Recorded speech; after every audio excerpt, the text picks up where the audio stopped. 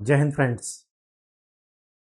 DC machine की series में हम लोग थे और उसी सीरीज में अभी तक हमने ये देख लिया था कि डीसी मशीन का वर्किंग प्रिंसिपल मतलब जनरेटर और मोटर का वर्किंग प्रिंसिपल। साथ में हमने जनरेटर की ईएमएफ इक्वेशन देखी, मोटर की टार्क इक्वेशन देखी, जनरेटर के कुछ न्यूमेरिकल्स किए थे, अभी मोटर के न्यूमेरिकल्स नहीं किए हैं। ठीक है। लास्ट लेक्चर में हमने देखा आर्मेचर रिएक्शन क्या होता है और आर्मेचर रिएक्शन का इफेक्ट क्या होता है, और उसमें हमने दो इफेक्ट देखे, एक डीमैग्नेटाइजिंग, दूसरा क्रॉस मैग्नेटाइजिंग, और तीसरा इफेक्ट आया था कि एवनए की शिफ्टिंग। अब कुछ चीजें हमें बहुत ही क्लियर कट समझनी है। क्लियर कट ये समझनी है कि ये थी हमारी क्यू एक्सिस, इधर थी हमारी G axis, sorry D axis, direct axis. इधर की तरफ ही था फील्ड फ्लक्स, इधर की तरफ था आर्मेचर फ्लक्स, और यही हमारी क्या है, G N A. Resultant flux कुछ इस प्रकार आया था, पाई आर, और रिजल्टेंट के परपेंडिकुलर में जो एक्सिस थी वो थी एमएनए, मैग्नेटिक न्यूट्रल एक्सिस। यही था। अब सोच करके देखिए, अगर आर्मेचर फ्लक्स ना हो, कुछ देर के लिए मान लेते हैं कि आर्मेचर फ्लक्स नहीं, आर्मेचर फ्लक्स है, उसी का इफेक्ट को हम बोलते हैं आर्मेचर रिएक्शन। तो मैं ये मानता हूं कि आर्मेचर फ्लक्स नहीं है, इसका मतलब आर्मेचर रिएक्शन नहीं है, नो आर्मेचर रिएक्शन। अब अगर आर्मेचर रिएक्शन नहीं है, इसका मतलब ये हुआ कि जीएनए एंड एमएनए क्वाइंसाइड कर रही हैं। क्वाइंसाइड का मतलब एक ही एक्सिस पर है। ठीक। अब बात आती है कि आप ब्रश कहां रखेंगे, ब्रश का रखने का इंपॉर्टेंस क्यों है, वो अभी आपको आज के टॉपिक में पता चलेगा, जिसको हम बोलेंगे कम्यूटेशन। ठीक। तो ब्रश हमेशा कहां रखे जाते हैं, always kept at MNA. Brush को हमेशा कहां रखना है, एमएनए पर। क्यों रखना है, फॉर स्पार्कलेस कम्यूटेशन। वहां पर स्पार्क ना हो जब कम्यूटेशन हो। कम्यूटेशन क्या है वो आगे अभी मैं आपको बताऊंगा। इसका मतलब ये हुआ कि अगर आर्मेचर रिएक्शन नहीं है तो जीएनए और एमएनए क्वाइंसाइड कर रहे हैं, और टोटल फ्लक्स हमारा क्या रहेगा, क्रॉस मैग्नेटाइजिंग।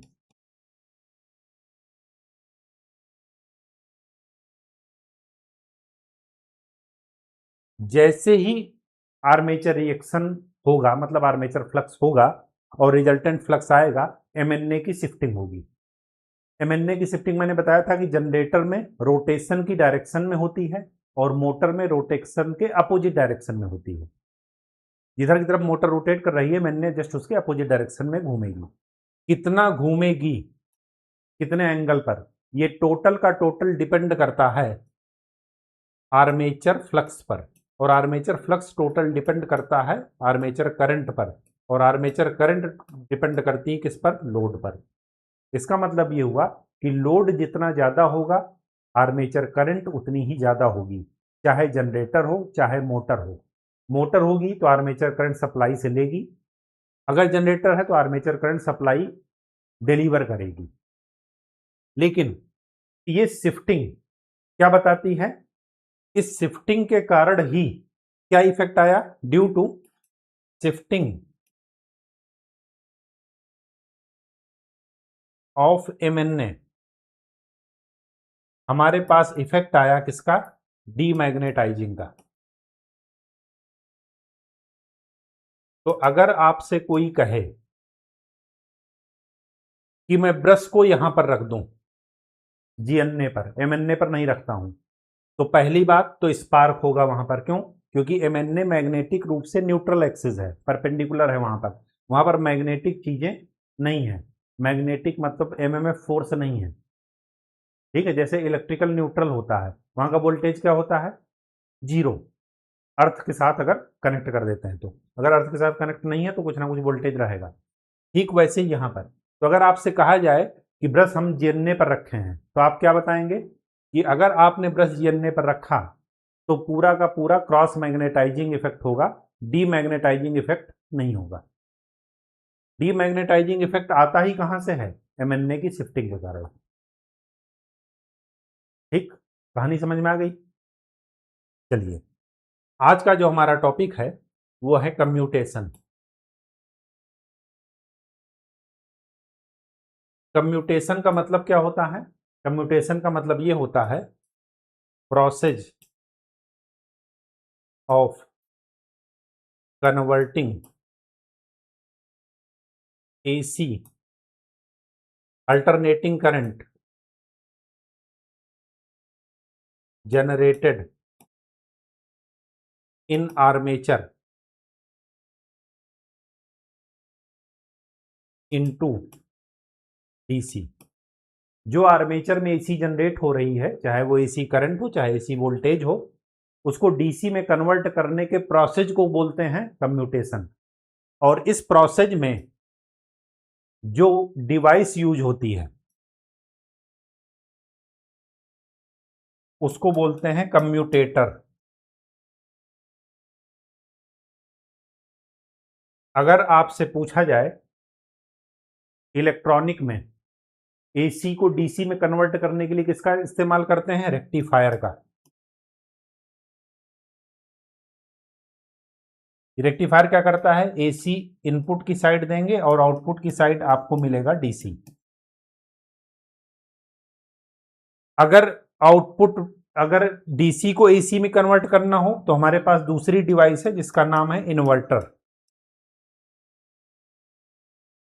लेकिन ये क्या है, इलेक्ट्रॉनिक चीजें हैं, यहां पर कोई मूवमेंट आपको नहीं मिलेगा।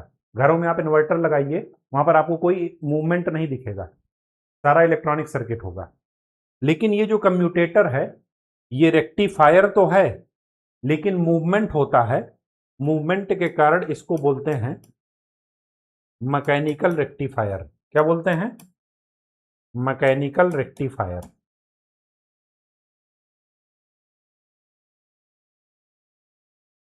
इसको बोलते हैं मैकेनिकल रेक्टिफायर। तो कम्यूटेटर क्या करता है, जो भी एसी जनरेट हुई उसको किस में बदल देगा, डीसी में। अब आप ध्यान से देखिए, अगर आपके पास डीसी मशीन है, डीसी मोटर है, आपने उसमें सप्लाई में डीसी दिया लेकिन अंदर आपको क्या चाहिए, एसी। तो कम्यूटेटर रिवर्स काम भी करता है, रेक्टिफायर का काम भी करता है और इन्वर्टर का काम भी करता है। रेक्टिफायर का काम कब करेगा, जब आपके पास जनरेटर में लगा हो, और जब आपके पास मोटर में लगा हो तो यही रेक्टिफायर क्या बन जाता है, इन्वर्टर की तरह बिहेव करता है। क्योंकि हम डीसी जनरेटर पर फोकस कर रहे हैं इस वजह से कम्यूटेटर को क्या करते हैं, मैकेनिकल रेक्टिफायर भी बोलते हैं। देखिए काम क्या करता है, ध्यान से केवल देखिएगा, ये एन है, ये एस है। ठीक,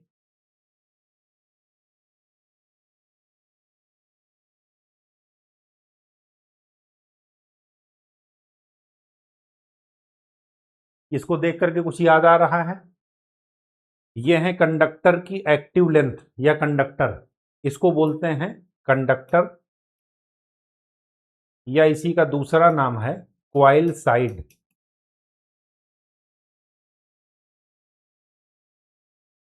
इनको बोलते हैं क्या, एंड कनेक्शंस या क्रॉस कनेक्शन। ठीक, तो क्वाइल साइड दो ले लेते हैं, ए बी और सी डी। ठीक है, कम्यूटेटर क्या करता है,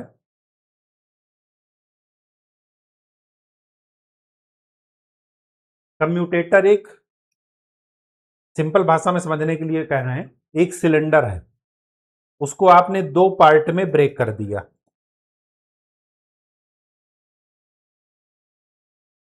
सिलेंडर कुछ ऐसा है, इसको आपने दो पार्ट में ब्रेक कर रखा है। एक को मैं कह रहा हूं C1, दूसरे को कह रहा हूं C2।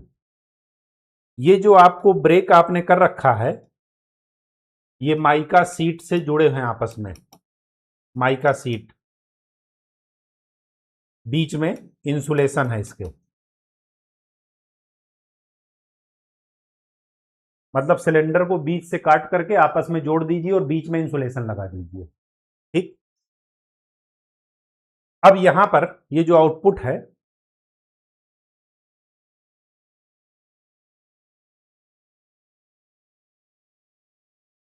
ये जुड़ा है कम्यूटेटर के थ्रू, इधर लिख दिए C1, इधर लिख दिए C2, इधर एक ब्रश लगा है, इधर एक ब्रश लगा है। ब्रश हमेशा कम्यूटेटर पर लगा होगा, यहां पर एक इधर एक इधर। ठीक। मान लेते हैं ये है लोड, इसको मान लेते हैं प्लस टर्मिनल, दूसरे को मान लेते हैं माइनस टर्मिनल।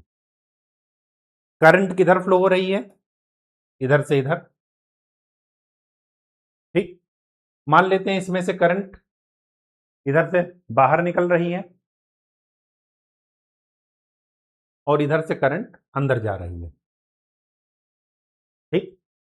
बाहर और अंदर क्यों की है, क्योंकि एन पोल और एस पोल में क्वाइल की डायरेक्शन, मतलब करंट की डायरेक्शन क्वाइल में अलग अलग होगी। एक में अगर नीचे की तरफ है, दूसरे में ऊपर की तरफ होगी। क्यों? क्योंकि एक नॉर्थ पोल के अंडर में, एक साउथ पोल के अंडर में, और दोनों एक दूसरे के अपोजिट होते हैं। ठीक है। अब ध्यान से देखिएगा, केवल ब्रश को छोड़ करके, ये ब्रश स्टेशनरी हैं, ये घूम नहीं रहे हैं, ये ध्यान रखिएगा। बाकी ये जो C1 C2 है, ये कम्यूटेटर है, ये पूरा घूम रहा है, ये सब रोटेटिंग है अंदर का पोर्शन। अभी हम केवल दो, मतलब एक टर्न पर आपको बना करके समझा रहे हैं कि प्रोसेस क्या होता है। जैसे ही ये चीज ऐसे करके रोटेट हुई, तो CD इधर चले जाएंगे, AB इधर चला आएगा। जरा रोटेट करके देखिए,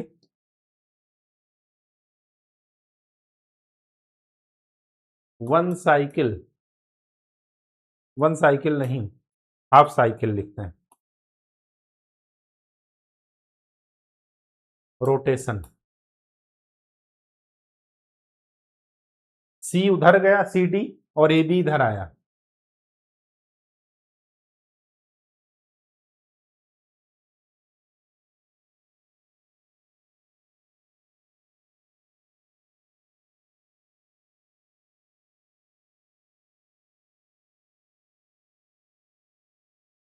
जैसे ही ये उधर गए CD में करंट की डायरेक्शन रिवर्स हो जाएगी।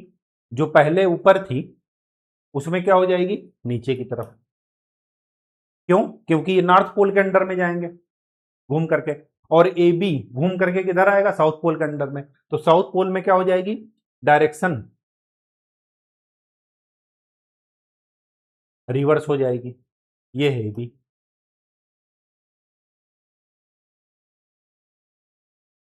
तो यहां पर क्या होगा, यहां पर ये दोनों भी रिवर्स हो जाएंगे। C2 इधर चला आएगा और C1 इधर चला आएगा। उससे फायदा क्या हुआ कि जो प्लस टर्मिनल है ये प्लस ही बना रहेगा, और जो निगेटिव टर्मिनल है वो निगेटिव ही बना रहेगा। तो सीधा सा मतलब ये है कि जैसे ही क्वाइल की डायरेक्शन, मतलब क्वाइल में करंट की डायरेक्शन चेंज हुई,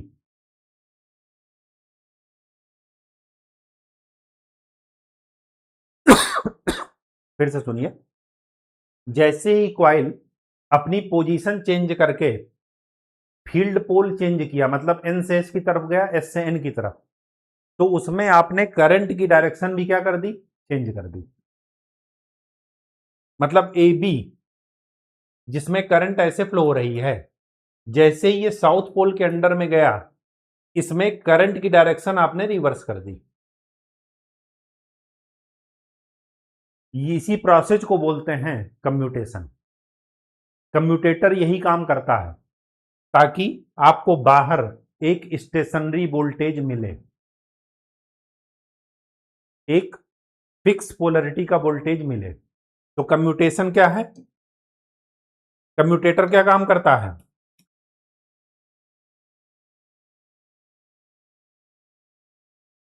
it reverses the current in coil side. Coil side का मतलब conductor. When coil side changes its position from one pole to another pole। जब क्वाइल साइड एक पोल से दूसरे पोल के इन्फ्लुएंस में आता है, प्रभाव में आता है, रीजन में आता है, तो उसमें करंट की डायरेक्शन क्या कर देता है, ये चेंज कर देता है। अब चूंकि ये रोटेशन के द्वारा चेंज करता है, इस वजह से इसको बोलते हैं मैकेनिकल रेक्टिफायर। मतलब ये आवाज भी करेगा, मूवमेंट शो करेगा, दिखेगा आपको मूवमेंट होते हुए। क्योंकि मोटर के अंदर होता है, आपके पास बाहर कवर लगा होता है, इस वजह से आप देख नहीं पाते। लेकिन अगर मोटर खोल करके चलाया जाए तो आप देख पाएंगे कि क्या हो जाएगा, कम्यूटेशन होता हुआ दिखेगा आपको, लगेगा कि कम्यूटेटर हो रहा है, तो कम्यूटेशन हो रहा है। ठीक, आपको आउटपुट में क्या मिलेगा, हमेशा डीसी, एक फिक्स पोलरिटी की। अब दिक्कत क्या है, दिक्कत यह है कि जब मैं एक टर्न की बात कर रहा हूं तो आपको पल्सेटिंग डीसी मिलेगा। अब ध्यान से देखिए, कंडक्टर को मिला करके आपने टर्न बनाया, टर्न बना करके क्वाइल बनाते हैं, क्वाइल बना करके वाइंडिंग बनाते हैं। तो कंडक्टर से वाइंडिंग तक का सफर क्यों किया जाता है, क्या जरूरत है? जरूरत इस वजह से है क्योंकि ये जो पल्सेटिंग डीसी मिल रहा है, ये एक स्मूथ डीसी मिले।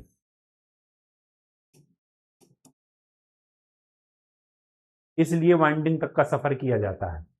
अदरवाइज हमारा काम तो क्या है, दो कंडक्टर से भी चल सकता है, लेकिन ना तो उतना ज्यादा वोल्टेज मिलेगा, ना उतनी ज्यादा करंट मिलेगी, और मशीन की कैपेसिटी भी क्या होगी, कम होगी।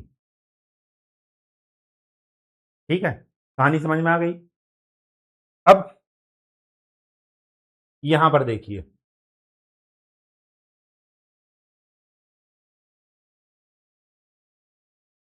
ये जो आपको पहले आर्मेचर कॉइल बना लीजिए,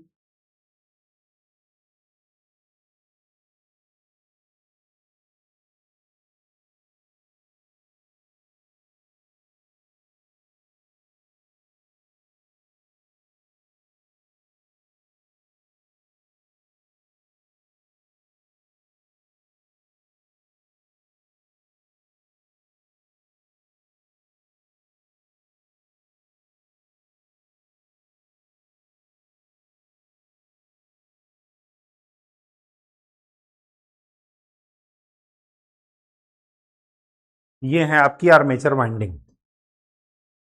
हमने मशीन को क्या कर दिया, बीच से चीर करके उसको फैला दिया, बस वही आपको ओपन करके सिलेंडर, इसी को आप दोनों एंड को जोड़ दीजिएगा तो सिलेंड्रिकल आपको मशीन बन जाएगी। यहां पर क्या होता है, ये है कम्यूटेटर सेगमेंट, ये जो लाइन में बना रहा हूं, जहां पर ये टच कर रहे हैं, ये एक सेगमेंट में एक ही चीज टच करेगी, एक ही वाइंडिंग। ठीक है, सारे टच नहीं करेंगे। ठीक है, मतलब एक खाने के बीच में दो लोग नहीं आ सकते इसमें। क्यों नहीं आ सकते, वो आगे बताएंगे, अदरवाइज शॉर्ट हो जाएगा। अब आपको ये ध्यान में रखना है, जब आपने कल मशीन बनाई थी, आर्मेचर रिएक्शन पढ़ा था, तो ये है एन, ये है एस। मैंने आपको बताया था कि जो ब्रश होता है वो हमेशा कहाँ रखा जाता है, एमएनए। और अगर कोई नहीं है, मतलब जीएनए और एमएनए कोइंसाइड कर रही हैं, तो मान लीजिए एमएनए यहीं पर है, मतलब क्यू एक्सिस के अलोंग ब्रश रखा जाता है। ब्रश के एक तरफ, ब्रश के एक तरफ एक पोल का इफेक्ट रहता है, और ब्रश के दूसरी तरफ दूसरे पोल का इफेक्ट रहता है। तो कहने का मतलब यह है कि कंडक्टर या क्वाइल में जो करंट का रिवर्सल हो रहा है, वो ब्रश के अलोंग ही हो रहा है। मतलब जैसे ही वो ब्रश को क्रॉस करेगा, तुरंत करंट रिवर्स हो जाएगी। ये यहां पर देखिए, ये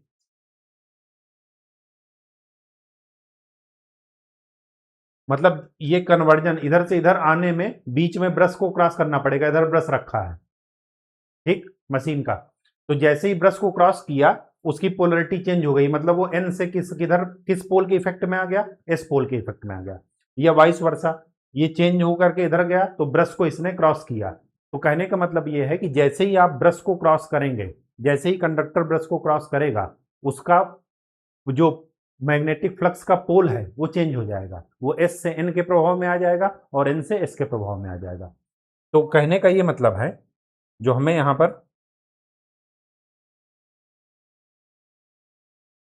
यहां पर देखना है वो ये देखना है कि ब्रश एक ले लीजिए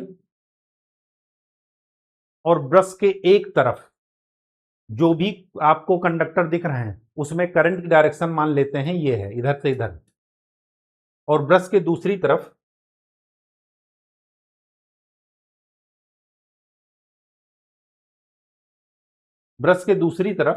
करंट की डायरेक्शन जस्ट अपोजिट है। क्यों? क्योंकि एक है एन के अंडर में, दूसरे एस के अंडर में, और मान लेते हैं कि मशीन इधर की तरफ रोटेशन हो रही है, डायरेक्शन ऑफ रोटेशन।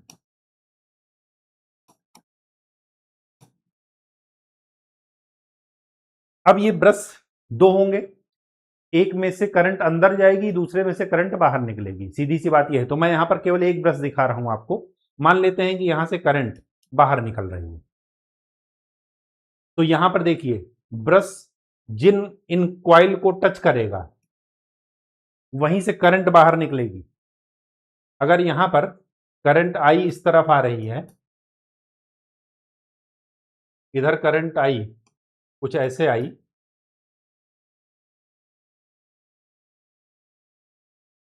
अगर ब्रश ने इनको और इनको क्वाइल को आपस में टच कर लिया तो करंट यहीं से यहीं बाहर आ जाएगी, इसमें कोई करंट नहीं फ्लो होगी।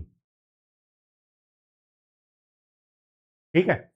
अब डायरेक्शन ऑफ रोटेशन ऐसे है, कुछ देर बाद आप पाएंगे कि ब्रश तो यहीं रहा लेकिन ये वाली क्वाइल उठ करके इधर आ गई, क्योंकि डायरेक्शन ऑफ रोटेशन ये चल रहा है। जब ये वाली क्वाइल इधर चल रही, देखिए ये भी रोटेट कर रहे हैं, ये भी रोटेट कर रहे हैं, ये है वाइंडिंग, ये कम्यूटेटर का सेगमेंट। इसको क्या बोलते हैं? एक लेंथ को कम्यूटेटर का सेगमेंट, कम्यूटेटर सेगमेंट। सेगमेंट का मतलब खांचा, बस सीधा सा बात ये है। ठीक है। अब ये भी रोटेट कर रहा है, ये भी रोटेट कर रहा है, ब्रश अपनी ही जगह है। कुछ देर बाद क्या पाएंगे कि ये वाला पार्ट उठ करके यहां पर आ गया। जब यहां पर आ गया तो इसमें भी कोई करंट नहीं है, लेकिन ये वाला पार्ट इधर चला जाएगा, तो इसमें कौन सी करंट फ्लो हो जाएगी? ये वाली। तो सेकंड फिगर में आप क्या करेंगे? सेकंड फिगर में मैं यहीं पर बताए दे रहा हूं। सेकंड फिगर आप जब भी ड्रा करेंगे, इस क्वाइल को उठा करके इधर ले आइए, ब्रश अपनी जगह रखिएगा,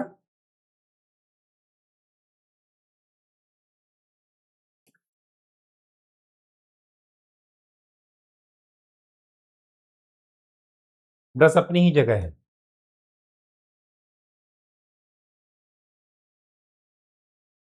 जहां था।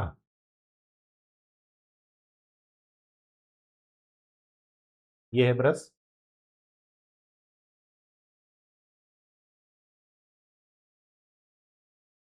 ठीक। ये वाली क्वाइल उठ करके इधर आ गई,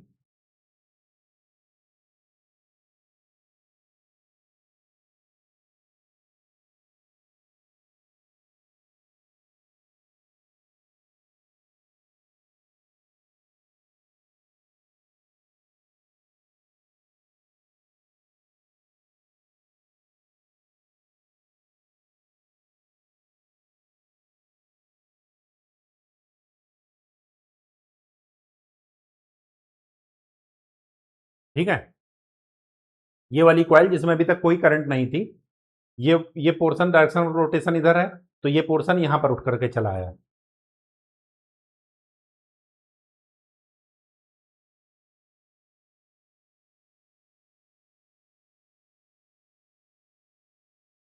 ऐसे करके अब यहां पर करंट इधर की तरफ थी, तो ठीक है, आई इधर आ रही है।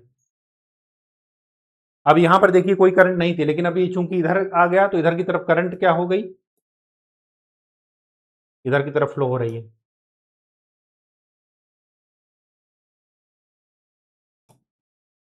अब यहां से आई इधर से आई इधर से आई, तब भी इधर से इस ब्रश के क्रॉस क्या निकली 2i।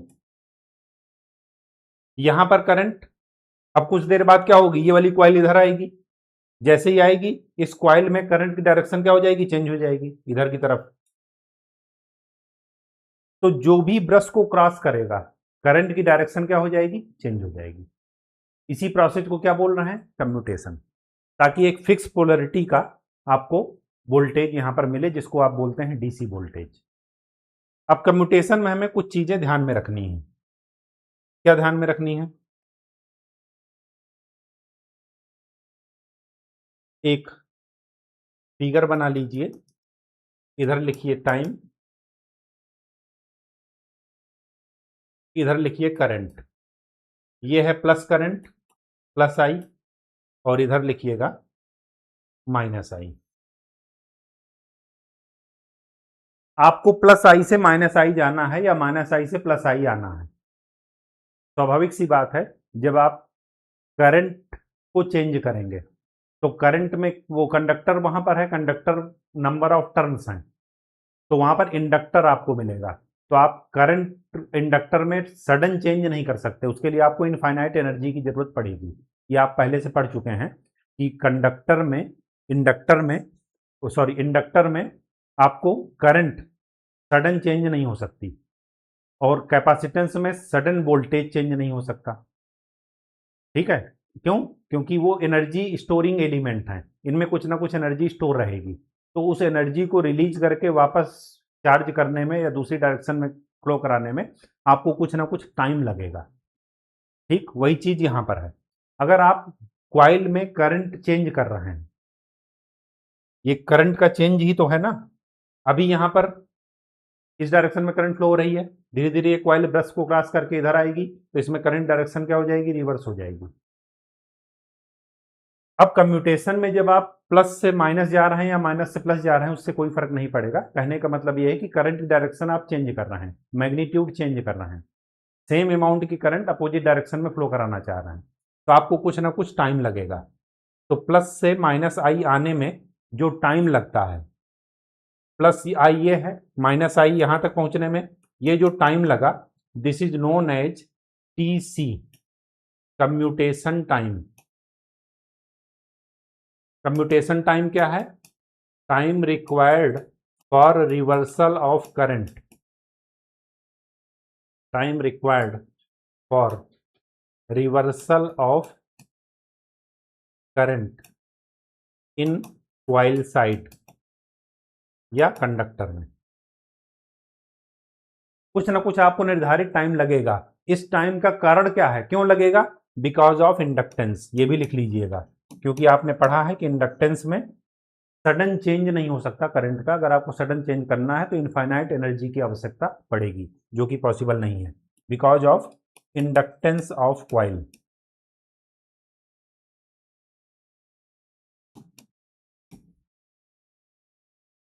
ठीक, अब आपको कुछ चीजें सोचना है। अगर आपने प्लस से माइनस, मतलब प्लस आई से माइनस आई निर्धारित टाइम से पहले क्लियर कर लिए, पहले पहुंच गए, तो उसको बोलते हैं ओवर कम्यूटेशन। ये जो ग्राफ है ये क्या कहलाता है, ओवर कम्यूटेशन। ओवर कम्यूटेशन का क्या मतलब है कि आपको जो निर्धारित टाइम लगना चाहिए था टीसी, आप उससे पहले अचीव कर लिए माइनस आई, और जब आप देर से अचीव कर रहे हैं, ये माइनस आई आपको टीसी यहां तक में अचीव कर लेना चाहिए था, लेकिन आप उससे ज्यादा टाइम लगाए, तो इसको क्या बोलते हैं, डिलेड कम्यूटेशन। अगर आपके पास फिक्स टाइम ही रहे तो इसका मतलब कि आप प्लस आई से माइनस आई अचीव नहीं कर पाए उस फिक्स टाइम पर, तो इसको अंडर कम्यूटेशन भी बोलते हैं, डिलेड को। कोई कंफ्यूजन ना रहे, अंडर कम्यूटेशन किसके रेफरेंस में बोलते हैं, क्योंकि आप प्लस आई से माइनस आई नहीं अचीव कर पाए, कुछ कम करंट अचीव कर पाए, माइनस आई पूरा नहीं आप अचीव कर पाए उस निर्धारित टाइम पर। और डिलेड क्यों बोलते हैं, कि आपने -i तक अचीव करने में आपको ज़्यादा टाइम लगा, निर्धारित टाइम से ज़्यादा लगा, उसको क्या बोलते हैं? Delayed commutation. ये कर्व बहुत ही इंपॉर्टेंट है। ओवर कम्यूटेशन हमेशा अवॉइड करेंगे, क्यों? क्योंकि अगर आपने सडन कुछ भी किया, स्वाभाविक सी बात है कि वो एनर्जी स्टोरिंग एलिमेंट हैं सब, और जब भी आप इनमें कुछ भी चेंज करेंगे तो ये हमेशा स्पार्क दिखाएंगे आपको। तो ओवर कम्यूटेशन हमेशा अवॉइड किया जाता है, क्यों? क्योंकि ये हमेशा जनरेट करेगा किसको? स्पार्क को।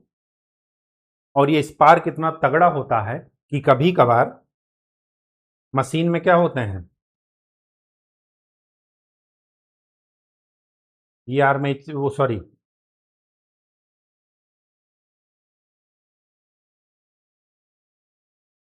ब्रश लगा है यहाँ पर, सिंपल वे में हम दिखा रहे हैं। सपोज दो ब्रश हैं, एक प्लस वाला एक माइनस वाला, तो ये स्पार्क कभी कभार इतना तगड़ा होता है कि यहां से यहां के बीच में आपको एक स्पार्क दिखेगा। इतना ज्यादा वोल्टेज डेवलप हो जाता है ब्रश और कम्यूटेटर के सेगमेंट के बीच में, इतना ज्यादा स्पार्क होता है कि ये इसके एयर गैप की एयर आयोनाइज हो जाती है। एयर गैप की एयर आयोनाइज हो जाएगी तो आयंस क्या होते हैं? हमेशा डिस्चार्ज करने की कोशिश करते हैं, मतलब प्लस से माइनस वो मूव करेगी स्पार्क, और इस स्पार्क के प्लस से माइनस मूव करने पर एक फ्लैश ओवर होता है, और ये फ्लैश ओवर इतना खतरनाक होता है कि ये कम्यूटेटर के सेगमेंट को खत्म कर देता है, कार्बन जमा कर देता है। ठीक है, क्योंकि एयर आयोनाइज हुई, इसका मतलब कि मशीन को डैमेज होगा। ठीक है, फ्लैश ओवर कभी कभार आपको देखने को मिलता है। ब्रश टू ब्रश क्यों देखने को मिलता है? क्योंकि प्लस से माइनस की तरफ जाती है, माइनस से प्लस की तरफ। क्यों? क्योंकि वहां पर आयंस हैं। आयंस हमेशा जब भी बनेंगे उनमें कुछ ना कुछ आवेश होता है, या तो प्लस होगा या माइनस होगा। तो प्लस होगा तो माइनस को ढूंढेगा, और माइनस होगा तो प्लस को ढूंढेगा। इसी वजह से ब्रश टू ब्रश आपको स्पार्क या फ्लैश ओवर दिखेगा। ठीक, अब ये जो आपका प्लस से माइनस करंट चेंज हुआ और निर्धारित टाइम में चेंज हुआ, तो कभी कभार क्या होता है कि कॉइल के अक्रॉस आपको वोल्टेज मिलता है, क्योंकि कॉइल क्या है? इंडक्टर ही तो है। उसको क्या बोलते हैं? V R L D I by D T, change in current और change in time. Current change हुई -i से +i या +i से -i, तो टोटल चेंज इन करंट क्या हुआ? 2i। और कितने टाइम में हुआ? Commutation time TC. तो इसको बोलते हैं रिएक्टेंस वोल्टेज। क्या बोलते हैं? Reactance voltage. और फैराडे लॉ आपने पढ़ा है, sorry Lenz law. Lenz law क्या कहता है कि जो जिससे प्रोड्यूस हुआ है उसी को अपोज करेगा। ये किससे प्रोड्यूस हुआ है? चेंज इन करंट से। तो ये चेंज इन करंट को सपोर्ट करेगा या अपोज करेगा? अपोज करेगा। तो याद रखिएगा, reactance voltage opposes commutation. Most important, ये कम्यूटेशन को हमेशा क्या करेगा? अपोज करेगा। या ये कहिए कि फ्लैश ओवर के लिए यही वोल्टेज रिस्पॉन्सिबल है। ठीक है, कभी कभार बहुत ज्यादा हो जाता है।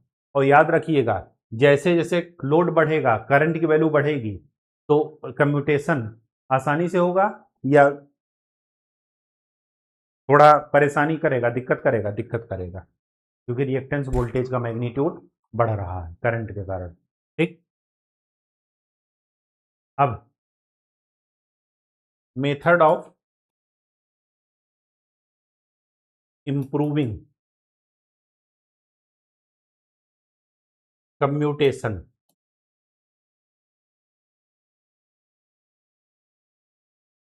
या इसी को बोलते हैं types of commutation.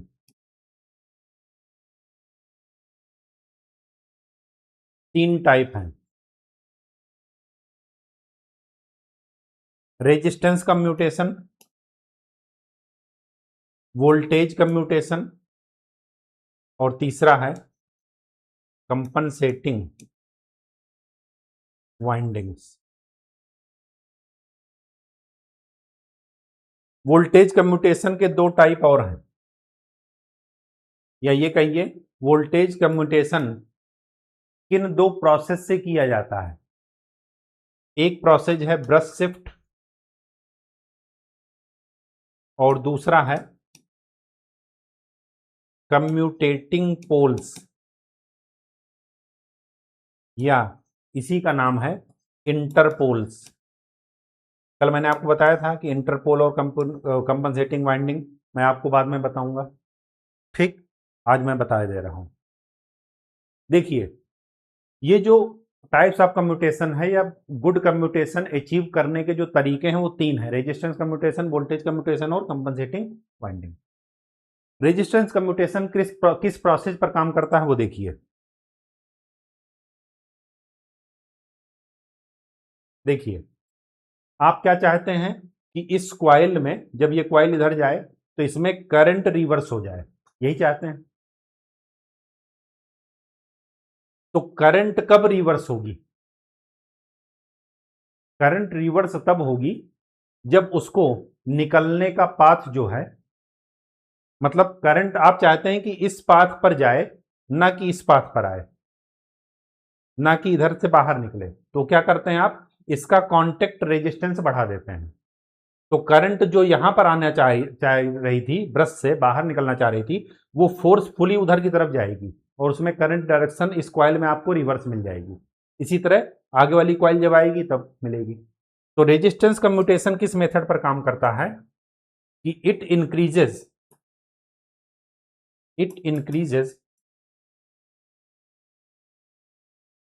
The contact resistance between brush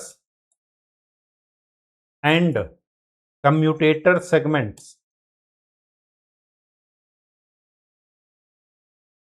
जब ये कांटेक्ट रेजिस्टेंस बढ़ा देगा तो करंट फोर्सफुली कॉइल में रिवर्स डायरेक्शन में फ्लो हो जाएगी।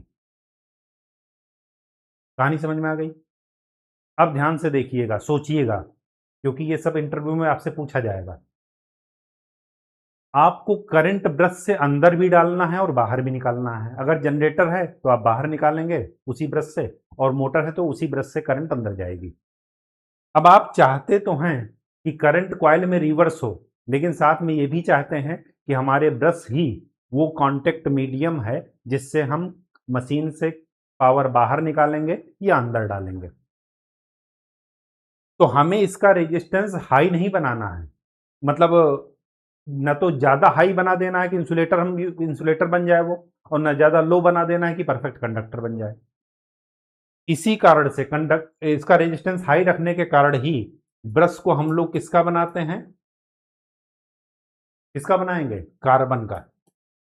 और कार्बन में आपने पढ़ा होगा, कार्बन के एलोट्रोप होते हैं।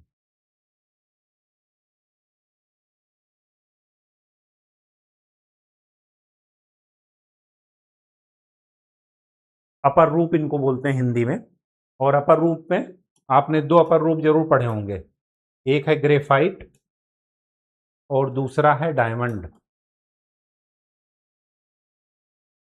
तो अगर सऊदी अरब के नवाब या शेख जिनको आप कहते हैं, या अमीर जिनको कहते हैं, अगर वो कहें कि हमारे पास काफ़ी सारा डायमंड है और हम डीसी मोटर या डीसी जनरेटर डायमंड की बनाएंगे, तो उनकी मोटर काम करेगी कि नहीं करेगी? कभी नहीं करेगी। क्यों? क्योंकि कार्बन का जो एलोट्रोप है ना, उनमें से ये वाला जो ग्रेफाइट है, ये तो नेचर में कंडक्टर है। इसी से आजकल फोर्थ इंडस्ट्रियल रिवॉल्यूशन की बात चल रही है, फोर्थ फिफ्थ की, जिसमें आप ग्रेफीन पढ़ते हैं। एक गुड कंडक्टर है वो, ठीक है। लेयर्ड स्ट्रक्चर होता है उनमें। ये ल्यूब्रिकेंट्स के रूप में भी इस्तेमाल होता है। ग्रेफाइट नरम होता है, ठीक। डायमंड कठोर होता है, ये इंसुलेटर है।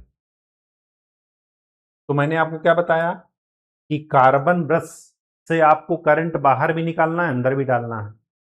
तो आप ऐसे कार्बन का इस्तेमाल करेंगे जो कि कंडक्टिंग हो नेचर में, रेजिस्टेंस हाई तो हो लेकिन नेचर में क्या हो, कंडक्टिंग हो। तो कार्बन ब्रश हमेशा किसके बने होते हैं? ग्रेफाइट के। कहानी समझ में आ गई? डायमंड के नहीं बनेंगे। अगर डायमंड वहां पर यूज कर लिया जाए तो मोटर या जनरेटर किसी काम का नहीं है, उससे आप इन और आउट नहीं कर सकते क्योंकि वो परफेक्ट इंसुलेटर है। वोल्टेज कम्यूटेशन क्या करता है? वोल्टेज कम्यूटेशन करता है रिएक्टेंस वोल्टेज को न्यूट्रलाइज। ये किस प्रिंसिपल पर बना है कि हमें रिएक्टेंस वोल्टेज जो कम्यूटेशन में बाधा डाल रहा था, कम्यूटेशन को पूरा नहीं होने दे रहा था, या कम्यूटेशन के लिए निर्धारित टाइम से ज़्यादा टाइम लगा रहा था, उसको हमें क्या करना है? न्यूट्रलाइज करना है। तो उसको न्यूट्रलाइज करने के हमारे पास दो तरीके हैं। ब्रश की शिफ्टिंग। ब्रश की शिफ्टिंग किस पर बेस्ड है? एमएनए पर।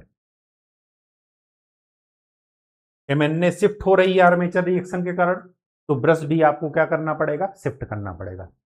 अब शिफ्ट करते समय ध्यान में रखना है कि ना तो हमें ज्यादा शिफ्ट करना है ना कम। ज्यादा शिफ्ट कर दिए तो एमएनए से बाहर ही चला गया, कम शिफ्ट किए तो प्रॉपर कम्यूटेशन हो नहीं पाएगा, मतलब वो एमएनए के पहले रहेगा और क्रॉस मैग्नेटाइजिंग इफेक्ट क्या करेगा? स्पार्क वोल्टेज डेवलप करता रहेगा, क्योंकि वो फ्लक्स को, वेव फॉर्म को क्या करेगा? डिस्टॉर्ट करेगा। तो ब्रश शिफ्ट किस पर बेस्ड है? एमएनए पर। और एमएनए की शिफ्टिंग किस पर बेस्ड है? आर्मेचर करंट या लोड करंट पर। जितना ज्यादा शिफ्टिंग उतनी ही ज्यादा, ये आपको बता रखे हैं। अब बात आती है इंटरपोल्स की। इंटरपोल्स क्या काम करते हैं वो देखिए।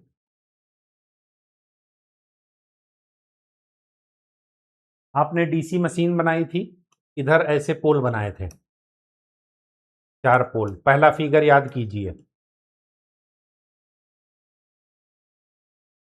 ठीक। बीच में रखा था आर्मेचर। तो इंटरपोल क्या होते हैं? जो ये फील्ड पोल होते हैं, इनके जस्ट बीच में लगाए जाते हैं ऐसे।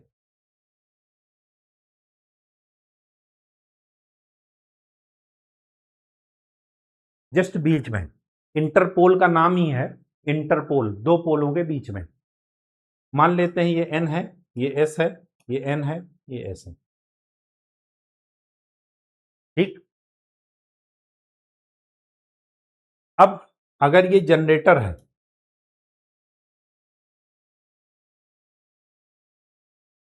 अगर ये जनरेटर है,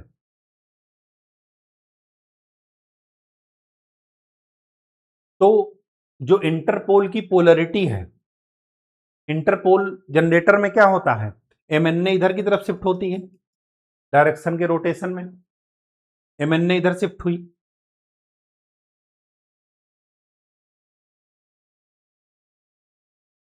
अब जब एमएनए शिफ्ट हो गई तो स्वाभाविक सी बात है कि यहां पर जो आर्मेचर कंडक्टर आएगा, या जहां पर, यहां पर ब्रश रखे हैं, तो यहां पर जब कम्यूटेशन होगा तो यहां पर जो वोल्टेज जनरेट होगा, वो, उस वोल्टेज को हमें क्या करना है? कैंसिल करना है। तो कैंसिल कब होगा? एमएनए शिफ्ट होने का मतलब जानते क्या है? ये जो एन पोल है वो उठ करके ये इधर आ गया, तो जो आर्मेचर कंडक्टर इस एन पोल के इन्फ्लुएंस में है, उस पर रिएक्टेंस वोल्टेज एन पोल के अक्रॉस में, एन पोल की तरफ से क्या होगा? जनरेट होगा फ्लक्स की तरफ से। तो हमें उस वोल्टेज को कैंसिल करना है। तो यहां पर इंटरपोल क्या हो जाएगा? एस पोलरिटी का। क्यों? क्योंकि जितना फ्लक्स ये आर्मेचर रिएक्शन डिस्टॉर्ट करेगा, मतलब डीमैग्नेटाइज करेगा, उतना ही पोल ये क्या करेगा? साउथ पोल वाला उतना ही अपोजिट डायरेक्शन में क्या कर देगा? वोल्टेज जनरेट कर देगा। तो यहां के द्वारा जो एमएनए शिफ्टिंग के कारण जो वोल्टेज क्या हो रहा था? डीमैग्नेटाइज हो रहा था, या रिएक्टेंस वोल्टेज जो जनरेट हो रहा था, उसको इस एस पोल ने क्या कर दिया? कैंसिल कर दिया। अब आपको ये ध्यान में रखना है कि इंटरपोल की पोलरिटी क्या होती है जनरेटर में। तो इंटरपोल की पोलरिटी जनरेटर में क्या होती है? जो आपके पास डायरेक्शन ऑफ रोटेशन में अगला पोल है, उसकी पोलरिटी ही इंटरपोल की पोलरिटी होती है। जैसे अगर मुझे इसका पोलरिटी चाहिए, तो डायरेक्शन ऑफ रोटेशन क्या है? ये, इसके अगला फील्ड पोल क्या है? ये एन, तो इसका हमेशा एन हो जाएगा। इसका क्या हो जाएगा? एन। इसका क्या हो जाएगा? एस।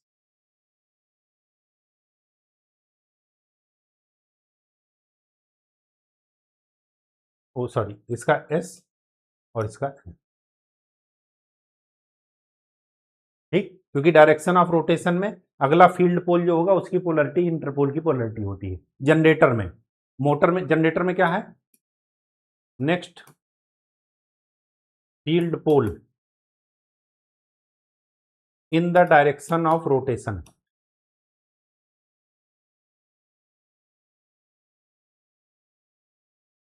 ये इंटरपोल की पोलरिटी है, ये पूछा जाता है, स्टेटमेंट भी पूछा जाता है। और मोटर के केस में क्या होता है? मोटर के केस में क्या होता है?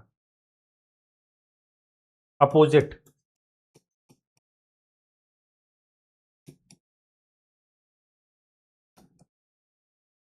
Opposite polarity. क्यों? क्योंकि मोटर क्या है, डायरेक्शन ऑफ रोटेशन उसका क्या होता है? रिवर्स होता है।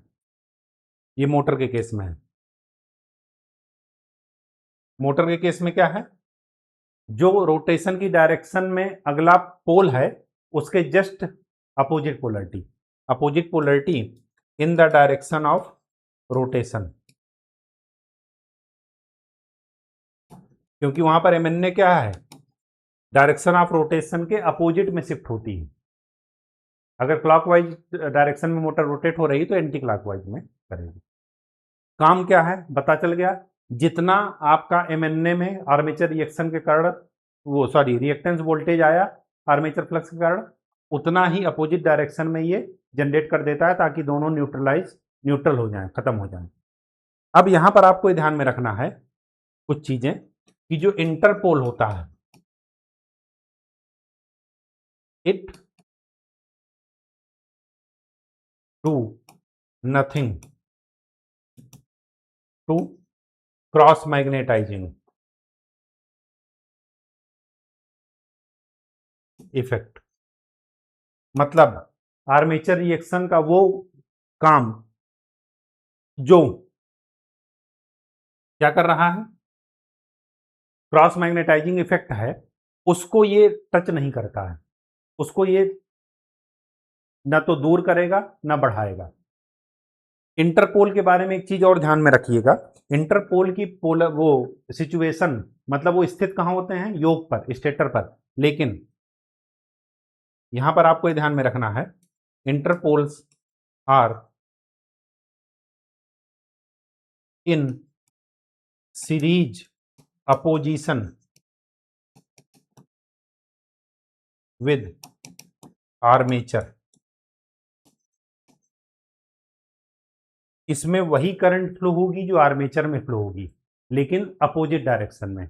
अपोजिट डायरेक्शन में करने के कारण ही ये आर्मेचर रिएक्शन के इफेक्ट को क्या करते हैं, खत्म करते हैं।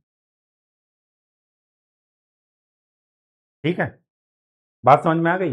इंटरपोल का स्थित कहां है, स्टेटर पर, लेकिन आर्मेचर वाइंडिंग के सीरीज अपोजिशन में इनकी वाइंडिंग होती है। मतलब जो आर्मेचर में जो एन और एस बनेंगे उसके जस्ट अपोजिट डायरेक्शन में वहां पर बनेंगे। ठीक है, इंटरपोल में।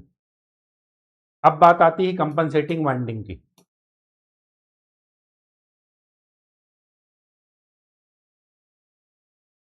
ये क्रॉस मैग्नेटाइजिंग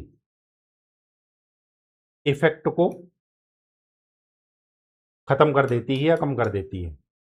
इंटरपोल किसको करता था, डीमैग्नेटाइजिंग इफेक्ट को, और compensating winding cross magnetising effect. कल मैंने आपको बताया था ना क्रॉस मैग्नेटाइजिंग डीमैग्नेटाइजिंग, उसमें बताया था इंटरपोल कंपनसेटिंग वाइंडिंग दोनों यही है। कंपनसेटिंग वाइंडिंग भी कहां होती है वो देखिए, ये है पोल के फील्ड वाइंडिंग तो यहां है पोल कोर में, पोल सू में यहां पर रखी जाती है कंपनसेटिंग वाइंडिंग। इंटरपोल हो कंपनसेटिंग वाइंडिंग हो दोनों स्टेटर पर ही हैं, लेकिन इन series opposition with armature. Series opposition मतलब समझ रहे हैं, सीरीज में है लेकिन अपोजिट में है, मतलब दोनों में सेम करंट फ्लो होगी लेकिन अपोजिट डायरेक्शन में। अब इससे क्या हुआ, इससे ये हुआ कि जो आर्मेचर पोल इधर हैं, अगर ये एन है, इधर यहां पर जनरेट हुए, इधर एस, तो इसके जस्ट अपोजिट का यहां पर जनरेट हो जाएगा एन एन। इससे क्या होगा कि एक दूसरे को क्या कर देंगे, एक दूसरे के इफेक्ट को क्या कर देंगे, कैंसिल कर देंगे। सबसे बेस्ट मेथड है लेकिन सबसे कॉस्टली, इसी वजह से इसको कहां पर लगाते हैं, इसको लगाते हैं जहां पर आपका हैवी लोड हो, जहां पर आपका मैक्सिमम स्विचिंग हो, बार बार मोटर को on off, bar bar load change करना ऐसा हो, तो वहां पर कंपनसेटिंग वाइंडिंग का इस्तेमाल करते हैं। ठीक है। सीरीज अपोजिशन में होता है, जो भी यहां पर फील्ड पोल होगा उसके जस्ट मतलब आर्मेचर के जस्ट अपोजिट में यहां पर होगा। ठीक है, तभी तो एक दूसरे को क्या करेंगे, कैंसिल करेंगे। अगर आर्मेचर ने यहां पर एस बनाया तो यहां पर क्या बन जाएगा, एन। एक दूसरे को क्या करना है, कैंसिल करना है। तो अगर यही चीज कम्यूटेशन में हो रहा है तो रिएक्टेंस वोल्टेज को, मतलब ये रिएक्टेंस वोल्टेज जो जनरेट करेगा उसके अपोजिट में ये कर देगा। अगर यही चीज आर्मेचर रिएक्शन में हो रहा है तो ऐसे काम करेगा। तो इंटरपोल कंपनसेटिंग वाइंडिंग दोनों दोनों के कॉमन टॉपिक हैं, कम्यूटेटर के भी, कम्यूटेशन के भी और आर्मेचर रिएक्शन के भी। ठीक है। कुछ चीजें आपको ध्यान में रखनी है, दो की दोनों स्टेटर पर होते हैं, दो के दोनों आर्मेचर के सीरीज अपोजिशन में होते हैं, क्योंकि इनका काम ही है आर्मेचर के अनवांटेड, आर्मेचर करंट के, आर्मेचर फ्लक्स के अनवांटेड इफेक्ट को हटाना, इनका काम ही यही है। इसी वजह से ये आर्मेचर के सीरीज अपोजिशन में होते हैं। ठीक। लास्ट टॉपिक आपका आज का और देख लेते हैं, डीमैग्नेटाइजिंग एंड क्रॉस मैग्नेटाइजिंग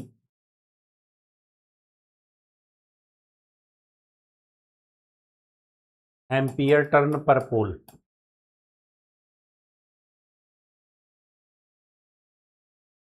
ये थी मशीन, ये थी जीएनए,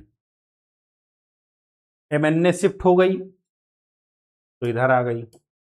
अगर जनरेटर है मान लेते हैं इधर डायरेक्शन ऑफ रोटेशन में शिफ्ट हुई, अगर मोटर है तो अपोजिट डायरेक्शन में शिफ्ट होगी। मान लेते हैं कितना, एंगल थीटा शिफ्ट हुआ, तो थीटा ये है, थीटा ये है, थीटा ये है, थीटा ये है। ये जो थीटा वाला है मतलब ये वाला जो है और ये वाला जो है, इसको बोलते हैं डीमैग्नेटाइजिंग। डीमैग्नेटाइजिंग क्यों बोले, मैंने आपको बताया था कि अगर ये थीटा जीरो हो जाए तो पूरा का पूरा क्रॉस मैग्नेटाइजिंग हो, मतलब जीएनए और एमएनए आपस में कोइंसाइड कर लेंगी और पूरा का पूरा इफेक्ट क्या रहेगा, क्रॉस मैग्नेटाइजिंग। थीटा ही रिस्पॉन्सिबल है, एमएनए की शिफ्टिंग ही रिस्पॉन्सिबल है डीमैग्नेटाइजिंग इफेक्ट के लिए। तो कितना डीमैग्नेटाइजेशन एम्पियर टर्न आएगा, कितना क्रॉस मैग्नेटाइजिंग एम्पियर टर्न आएगा, ये डिपेंड करेगा थीटा पर। तो डीमैग्नेटाइजिंग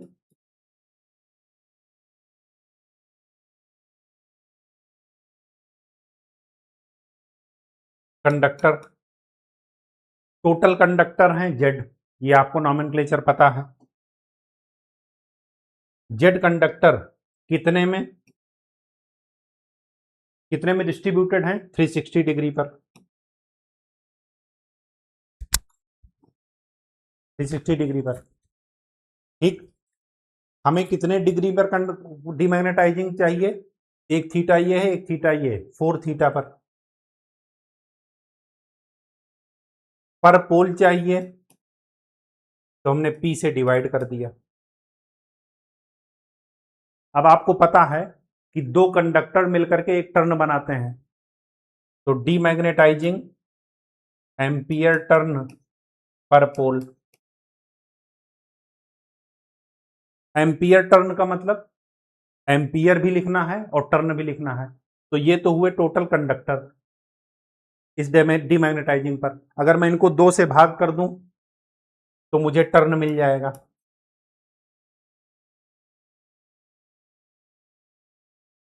इनटू मुझे कंडक्टर की करंट चाहिए, तभी तो एम्पियर टर्न आएगा। तो ये जो आ गया, ये आपका आ गया, कितना हो गया, 2 theta by 360 Z I C by P. ये हो गए डीमैग्नेटाइजिंग एम्पियर टर्न पर पोल, जहां पर आईसी क्या है, कंडक्टर करंट, कंडक्टर करंट क्या होती है? Total armature current divided by number of parallel path.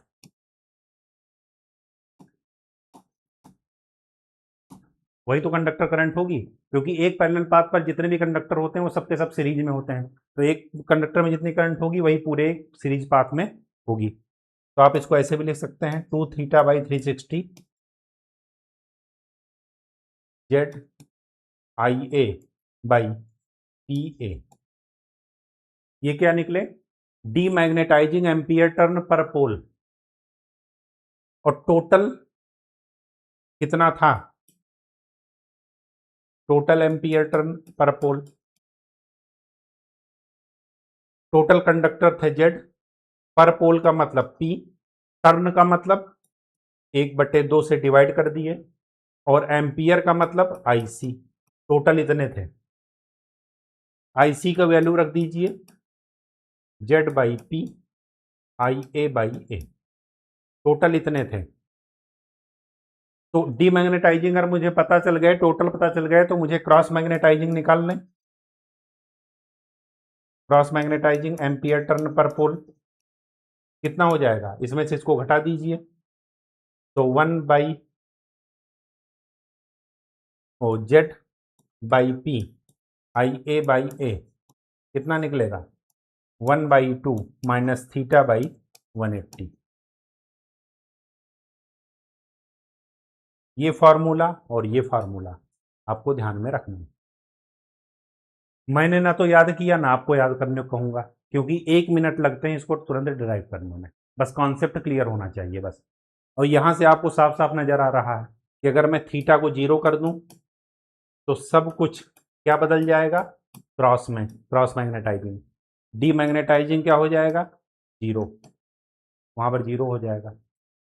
ठीक, तो एमएनए की शिफ्टिंग ही डीमैग्नेटाइजिंग के लिए रिस्पॉन्सिबल है। ठीक है, कहानी समझ में आ गई? आज के लिए इतना ही। नेक्स्ट लेक्चर में हम लोग एक नए टॉपिक के साथ मिलेंगे। तब तक के लिए खूब अच्छे से पढ़ाई कीजिए, मेहनत कीजिए, चीज़ों का रिवीजन कीजिए और स्वस्थ रहिए। धन्यवाद।